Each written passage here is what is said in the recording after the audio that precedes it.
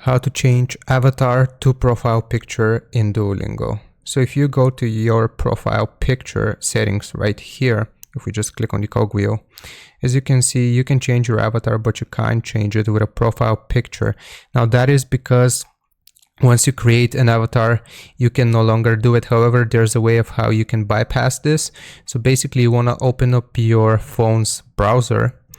I'm going to show you on PC because it's easier for me. I have it loaded up right here. So basically you open up Google Chrome or whichever browser you use and you log in into the Duolingo website.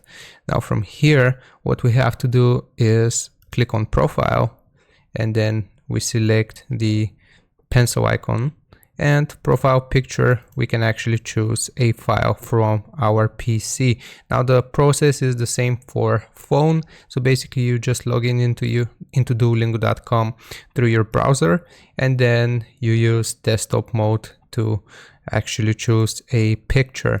So that's how you change your avatar to profile picture in Duolingo. Hope this helps. Don't forget to like and sub, and I'll see you next time.